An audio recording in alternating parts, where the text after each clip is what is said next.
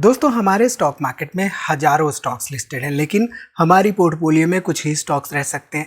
ऐसे में सबसे बड़ा सवाल यही आता है कि which stocks to choose for long term investment. क्या स्टॉक गिर गया है सिर्फ इसलिए, या वो टेलीग्राम पे आ रहा है सिर्फ इसलिए, या हर कोई उसके बारे में बातें करने लग गया सिर्फ इसलिए। डिटेल में 4-5 स्टॉक्स के एग्जाम्पल्स के साथ इस वीडियो में हम डिस्कस करेंगे। तो वीडियो को यहाँ पे पूरा देखिए और स्टॉक मार्केट इन्वेस्टमेंट के बारे में कुछ नया सीखिए। नमस्कार दोस्तों, मैं उमेश त्रिपाठी आपका स्वागत करता हूँ स्टॉक फॉर रिटेल पर, स्टॉक मार्केट से जुड़ी एक नई जानकारी के साथ। तो सीधे चलते हैं यहाँ पर डिस्कशंस पर। हम इधर उधर की बातें नहीं करेंगे। हम आपको यहाँ पे दिखा रहे हैं एक चार्ट जो कि 2020 में यहाँ पे करीब करीब 5 रुपए के आसपास था। अब कोई शेयर 5 रुपए पे है तो एज ए रिटेल इन्वेस्टर हमें क्या लगेगा कि मात्र 5 रुपए का खोने के लिए कुछ नहीं। लेकिन ऐसा नहीं होता है। जस्ट बिकॉज कि स्टॉक में प्राइस में गिरावट हुई है डज नॉट मीन कि वो आगे चलकर एक विनिंग स्टॉक की कैटेगरी बन सकता है। यहाँ पर बहुत सी माइन्यूट चीज़ें होती हैं, बहुत सारे पैरामीटर्स होते हैं जब हम फंडामेंटल एनालिसिस करते हैं। अगर आप बेंगलुरु में इन्वेस्ट IQ ट्रेड IQ के कॉन्सर्ट में आए होंगे तो आपने वहाँ पे सीखा होगा हमारे सेशन में कि कैसे हम विनिंग स्टॉक्स फिगर आउट करते हैं, कैसे इनिशियल स्टेजेस पे हम देखते हैं कि कंपनी में क्या चीज़ें चल रही हैं। तो सबसे इंपॉर्टेंट होता है बिजनेस कंपनी का, बिजनेस के साथ ही साथ होता है इंपॉर्टेंट फंडामेंटल्स। तो यहाँ पर फंडामेंटल्स कंपनी के ठीक ठाक थे या नहीं उस पर्टिकुलर पॉइंट पर जब 5 रुपए का था, ये देखना इंपॉर्टेंट हो जाता है। इसके साथ ही साथ जो CG पावर है, जो पर्टिकुलर स्टॉक है जिसकी हम बात कर रहे हैं, ये CG पावर है। CG पावर के मैनेजमेंट में चेंजेस हुए थे। अब मुरुगप्पा ग्रुप ने इसे टेक ओवर किया था और इसके साथ ही साथ धीरे धीरे यहाँ पर कुछ इम्पॉर्टेंट चीज़ें बदलने लगी थी। अब वो इम्पॉर्टेंट चीज़ें क्या हैं? वो इम्पॉर्टेंट चीज़ें हैं कंपनी की overall sales and profitability track record. तो ये बात हुई थी करीब 2019-2020 में, राइट। अब यहाँ पे हम पास्ट में नहीं जाएंगे, हम यहाँ पे देखते हैं 2020 में करीब करीब 5,000 करोड़ रुपए के आसपास यहाँ पे कंपनी का सेल्स था। यहाँ पे देखिए तो नेट प्रॉफिट नेगेटिव में था। उसके बाद क्या हुआ आप देखिए, कंपनी ना सिर्फ टर्न अराउंड की बल्कि उसकी सेल्स में ग्रोथ देखने को मिली। एंड करेंटली अगर हम देखें तो यहाँ पर आप देख सकते हैं कि करीब करीब 12,000 करोड़ के आसपास लेटेस्ट सेल्स देखने को मिल रहा है और करीब करीब यहाँ पे 1,200 करोड़ रुपए के आसपास प्रॉफिटेबिलिटी यानी कि नेट प्रॉफिट हमें देखने को मिल रहा है। इसके साथ ही साथ अगर हम यहाँ पे देखें तो जून 2023 में 58% के आसपास प्रमोटर्स थे, 18% पब्लिक थी और यहाँ पे 22% के आसपास हमें FIs एंड DIs देखने को मिल रहे थे। ठीक है, अब लेटेस्ट डाटा पर अगर हम ध्यान दें तो यहाँ पर आप देख सकते हैं लेटेस्ट डाटा के हिसाब से 56% के आसपास प्रमोटर्स हैं, केवल और केवल 13% पब्लिक बचे और यहाँ पे 30-31% के आसपास ऑलरेडी हो चुके हैं FIs एंड DIs। अब मैं जो डाटा शेयर कर रहा हूँ मैं, राइट, ये डाटा किस लिए शेयर कर रहा हूँ? ताकि आपको चीज़ें समझ में आए कि कौन सी इंपॉर्टेंट बातें, कौन से इंपॉर्टेंट पैरामीटर्स एंड कौन से इंपॉर्टेंट फैक्टर्स पे हम ध्यान देते हैं जब भी हमें फिगर आउट करने होते हैं स्टॉक्स, खासतौर पे लॉन्ग टर्म इन्वेस्टमेंट के लिए। ठीक है, अब यहाँ पे अगर हम बात करें इन्फोसिस की, देखिए इन्फोसिस में क्या हो रहा है। इन्फोसिस में करंटली कुछ बातें चल रही है in terms of overall artificial intelligence. ना सिर्फ इन्फोसिस बल्कि ओवरऑल IT इंडस्ट्री में चल रहा है। क्या इस तरह की सिचुएशन पहले आई है? ये देखना हमारे लिए इंपॉर्टेंट हो जाता है अगर हमें बाद के लिए आने वाले लॉन्ग टर्म इन्वेस्टमेंट के पर्पस से एनालिसिस करना है। अब यहाँ पे सिंस हम बात कर रहे हैं इन्फोसिस की, तो इन्फोसिस में आप देखिए 2015 में करीब 53,000 करोड़ रुपए के आसपास सेल्स था, 17,000 करोड़ रुपए के आसपास यहाँ पे प्रॉफिट बिफोर टैक्स था। इसके साथ ही साथ 2020 में देखिए तो ये 90,000 करोड़ रुपए के आसपास ओवरऑल सेल्स हो चुका था एंड करीब करीब 22,000 करोड़ रुपए के आसपास यहाँ पे प्रॉफिट बिफोर टैक्स देखने को मिल रहा था। लेटेस्ट डाटा यहाँ पर देखिए तो करीब 1,80,000 करोड़ रुपए के आसपास यहाँ पे सेल्स है एंड करीब करीब 40,000 करोड़ रुपए के आसपास हमें प्रॉफिट बिफोर टैक्स देखने को मिला। अब जो हम सेल्स एंड प्रॉफिटेबिलिटी देख रहे हैं इन सभी कंपनियों में एक फैक्टर कॉमन है। कौन सा फैक्टर है आगे आपको डिटेल में समझाऊंगा। उससे आपको सीखने को मिलेगा कि जब भी हम एनालिसिस करते हैं तो पास्ट हिस्टोरिकल ट्रैक रिकॉर्ड जब हम देखते हैं तो वहाँ पे देखते हैं कि सेल्स एंड प्रॉफिटेबिलिटी कैसे ग्रो कर रहे हैं। ठीक है, इसके साथ ही साथ शेयर होल्डिंग पैटर्न पे ध्यान दें इन्फोसिस का, तो जून 2023 में 15% के आसपास प्रमोटर्स थे, 16% पब्लिक थी और यहाँ पे करीब करीब 67-68% के आसपास हमें FIs एंड DIs देखने को मिल रहे थे। लेटेस्ट डाटा के हिसाब से देखें, दो आर्टिफिशियल इंटेलिजेंस वगैरह की बात हो रही है, बट यहाँ पे अभी भी प्रमोटर्स करीब करीब 14.5% है, पब्लिक 13.5% है, और अभी भी यहाँ पे करीब करीब 70-72% के आसपास हमें FIs एंड DIs देखने को मिल रहे हैं। ठीक है, इसके साथ ही साथ अगर हम तीसरी कंपनी की यहाँ पे बात करें तो तीसरी कंपनी है पिडिलाइट इंडस्ट्रीज लिमिटेड। अब देखिए, जो फंडामेंटल पैरामीटर्स की मैं बात कर रहा था, राइट, कुछ इंपॉर्टेंट फंडामेंटल पैरामीटर्स होते हैं, जैसे कि यहाँ पे रिटर्न ऑन इक्विटी आप देखिए इस कंपनी का 24% के आसपास है, return on capital employed 31%, dividend yield 0.73%, company यहाँ पे प्रॉफिटेबल है, डेट टू इक्विटी मात्र 0.04 के आसपास है, पेट्रोस की स्कोर यहाँ पे 7 का है, सेल्स ग्रोथ पिछले 7 सालों में 10-11% के आसपास रही है।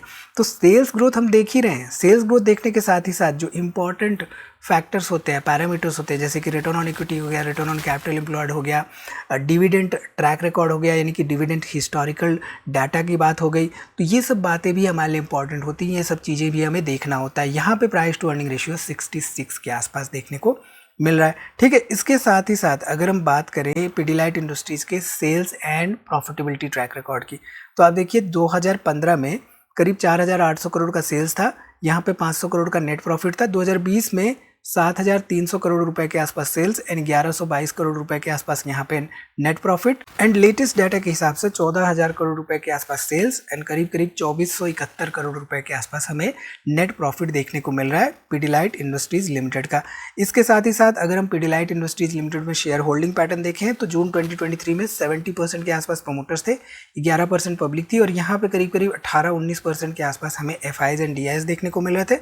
लेटेस्ट डाटा के हिसाब से अगर हम ध्यान दें तो यहाँ पे मार्च 2026 में 70% के आसपास हमें प्रमोटर्स देखने को मिल रहा है, 9% पब्लिक है, और यहाँ पे भी करीब करीब 21-22% के आसपास हमें FIs एंड DIs देखने को मिल रहे हैं। ठीक है, तो कभी भी विनिंग स्टॉक्स की बात होती है, राइट, तो सबसे पहला जैसे कि हमने डिस्कस किया, सबसे पहला होता है इंपॉर्टेंट बिजनेस देखिए, बिजनेस के ओवरऑल ग्रोथ पर्सपेक्टिव को देखिए, इसके साथ ही साथ मैनेजमेंट को समझिए कि मैनेजमेंट की ओवरऑल कमेंट्रीज जो चल रही हैं वो क्या कह रहे हैं, उनका प्लान क्या है, ऑर्डर बुक्स कैसे ला रहे हैं वो, इसके साथ ही साथ प्राइसिंग पावर कैसी है, डिस्ट्रीब्यूशन नेटवर्क कैसा है कंपनी का, ये सब चीज़ें हमारे लिए इंपॉर्टेंट हो जाती है जब भी हम किसी भी कंपनी का एनालिसिस कर रहे होते हैं। फॉर एग्जांपल यहाँ पे पिडिलाइट इंडस्ट्रीज लिमिटेड हमने देखा कि पिडिलाइट इंडस्ट्रीज लिमिटेड के फंडामेंटल्स कैसे हैं, सेल्स ग्रोथ कैसी रही है, साथ ही साथ ये देखना इंपॉर्टेंट हो जाता है यहाँ पे कि ओवरऑल डिस्ट्रीब्यूशन नेटवर्क इनका कैसे है।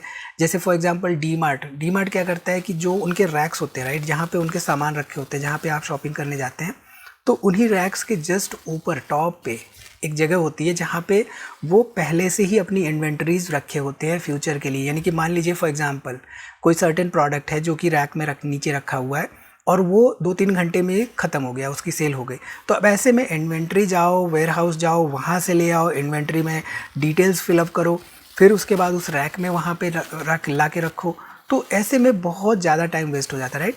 तो वहाँ पे डी-मार्ट क्या करता है कि ऑलरेडी इन्वेंट्री वहाँ पे रखी होती है टॉप पे और वो सीधे प्लेस हो जाती है उस पर्टिकुलर रैक में।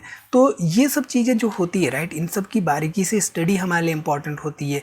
इससे हमें पता चलता है कि कंपनी की कॉम्पिटिटिवनेस क्या है और मार्केट में कैसे स्टैंड करती है। ठीक है, सो बिजनेस तो इंपॉर्टेंट होता है, बिजनेस के साथ ही साथ ग्रोथ बहुत ज़रूरी होता है। आपका कोई कंपनी रैक सब कुछ रख रही है, इन्वेंट्री टॉप पे, उसके पास माल बहुत अच्छा है, लेकिन ग्रोथ ही नहीं है, यानी कि सेल्स हो ही नहीं रही है, प्रॉफिटेबिलिटी बढ़ ही नहीं रहा है, तो ऐसे में बिजनेस का क्या मतलब। तो बिजनेस में कॉम्पिटिटिवनेस होना इंपॉर्टेंट होता है, बिजनेस में ग्रोथ होना उतना ही इंपॉर्टेंट होता है जितना कि बिजनेस की स्ट्रेंथ और कॉम्पिटिटिवनेस। ठीक है, इसके साथ ही साथ सस्ता मैटर नहीं करता है इन्वेस्टमेंट में। सस्ता क्यों नहीं मैटर करता है?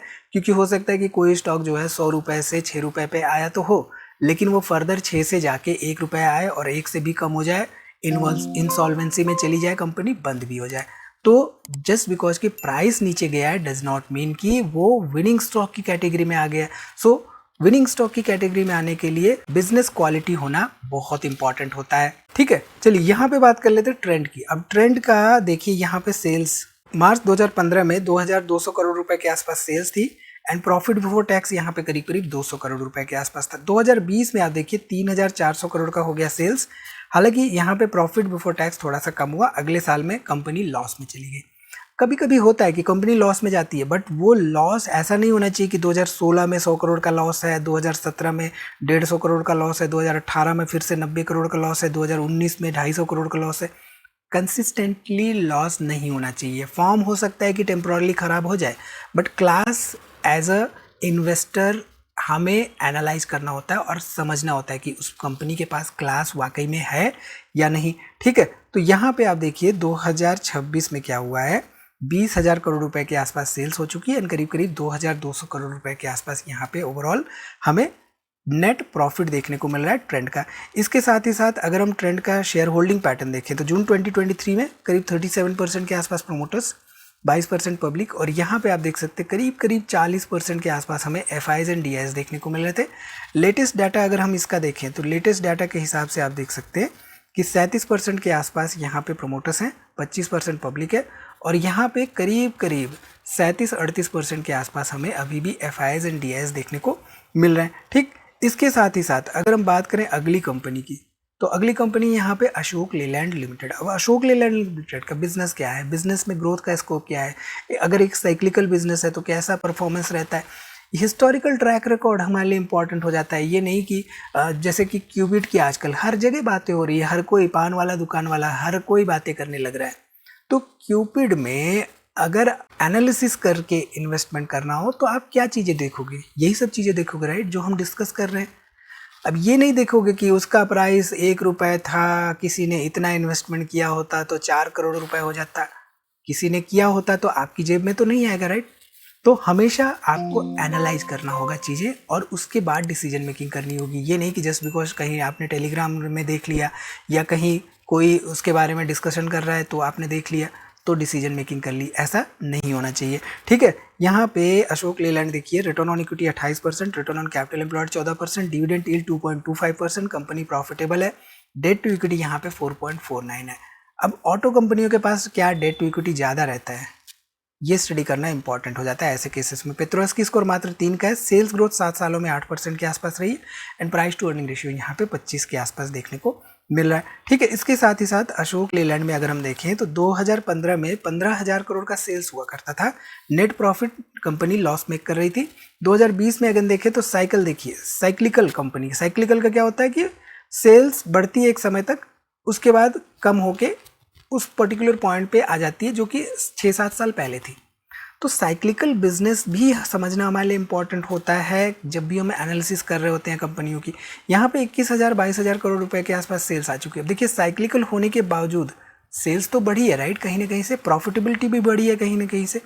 यहाँ पे 2020 में 460 करोड़ रुपए के आसपास नेट प्रॉफिट देखने को मिल रहा था कंपनी का। अब लेटेस्ट डाटा पर ध्यान देते हैं तो लेटेस्ट डाटा के हिसाब से यहाँ पे 56,000 करोड़ के आसपास सेल्स हो चुकी है एंड करीब करीब 3,700 करोड़ रुपए के आसपास नेट प्रॉफिट देखने को मिल रहा है कंपनी का। ठीक, इसके साथ ही साथ अगर हम यहाँ पे देखें तो अशोक लेलैंड में जून 2023 में 51% के आसपास प्रोमोटर्स थे, 11% पब्लिक थी, और यहाँ पे करीब करीब 37-38% के आसपास हमें एफआईज एंड डीआईज देखने को मिल रहे थे। लेटेस्ट डाटा के हिसाब से अगर हम लेटेस्ट डाटा पर ध्यान दें तो करीब 52% के आसपास यहाँ पे प्रोमोटर्स हैं, केवल और केवल 11% पब्लिक है, और यहाँ पे अभी भी 38-39% के आसपास हमें एफआईज एंड डीआईज देखने को मिल रहे हैं। तो शेयर होल्डिंग पैटर्न भी हमारे लिए इंपॉर्टेंट होता है, उससे बेसिकली हमें पता चलता है कि कंपनी के प्रमोटर्स अपने बिजनेस को किस नज़रिए से देखते हैं, क्या वो टिके रहते हैं और क्या वो अपनी शेयर होल्डिंग धीरे धीरे ख़त्म तो नहीं कर रहे होते, क्या वो बढ़ा रहे होते। ये सब चीज़ें हमें वहाँ से समझ में आती है। साथ ही साथ हमें ये भी समझ में आता है कि एफआईज एंड डीआईआईज टिके हुए हैं या नहीं। इसके साथ ही साथ विनिंग स्टॉक्स एक सिंगल इंडस्ट्री या सिंगल स्टॉक से नहीं बनता है, डिफरेंट सेक्टर्स चाहिए होते हैं, डिफरेंट बिजनेसेस चाहिए होते हैं एंड प्रॉपर डाइवर्सिफिकेशन जरूरी होता है। तो ये सिंपल से कुछ चेकलिस्ट हैं जिनको कि मैं पर्सनली फॉलो करता हूँ। मैं जरूर से जरूर बिजनेस देखता हूँ, इसके साथ ही साथ लॉन्ग टर्म ग्रोथ को स्टडी करता हूँ एंड मैनेजमेंट मेरे लिए बहुत इंपॉर्टेंट होता है। हालांकि अभी तक ऐसे लेवल पे नहीं पहुँचा हूँ जहाँ पे मैं पर्सनली बड़े इन्वेस्टर्स जैसे जाके मिलते हैं मैनेजमेंट से, ऐसे मैनेजमेंट से मीट अप नहीं हुआ है फिलहाल, बट मैनेजमेंट के बारे में हमें चीज़ें पता चल जाती हैं जब हम वाकई में उसके बारे में पता करने की कोशिश करते हैं। इसके साथ ही साथ स्ट्रॉन्ग फाइनेंशियल्स मेरे लिए बहुत इंपॉर्टेंट होता है and last but not the least valuation. अब वैल्यूएशन का यहाँ पे जैसा कि हमने डिस्कशंस किया था इन्वेस्ट IQ में, तो हमने डिस्कशंस क्या किया था कि करीब करीब 10% के आसपास हमारे लिए वेटेज रखता है वैल्यूएशन। मस्ट टू हैव ऐसा हम कह सकते हैं, बट यहाँ पे जरूरी नहीं कि वैल्यूएशन पीक पे हो, 50-60 के आसपास पी हो तो जरूरी नहीं कि वो विनिंग स्टॉक नहीं बनेगा। तो कुछ कंपनियां ऐसी होती है जहाँ पे ग्रोथ अर्निंग्स भी होती रहती है और प्राइसेस भी बढ़ते रहते हैं। तो इन सब चीज़ों का ध्यान देते हुए हमें इन्वेस्टिंग डिसीजन मेकिंग करना होता है। सो विनिंग स्टॉक्स ढूंढने से पहले हमें विनिंग प्रोसेस डेवलप करना होगा। ओवरऑल डिस्कशन आपको कैसा लगा कमेंट करके जरूर बताइए। वीडियो दोस्तों में शेयर करिए ताकि उनको भी सीखने को मिले, समझने को मिले मार्केट के बारे में, क्योंकि आजकल बहुत कम लोग मार्केट के बारे में बातें कर रहे हैं। तो इस वीडियो में इतना ही दोस्तों, मिलते हैं अगली वीडियो में एक नई जानकारी के साथ। तब तक आप हमारी दूसरी वीडियोस देखते रहिए और वीडियो को दोस्तों में शेयर करना ना भूलिए। डिस्क्रिप्शन में कुछ इंपॉर्टेंट लिंक्स हैं, जरूर से जरूर एक्सप्लोर करिए।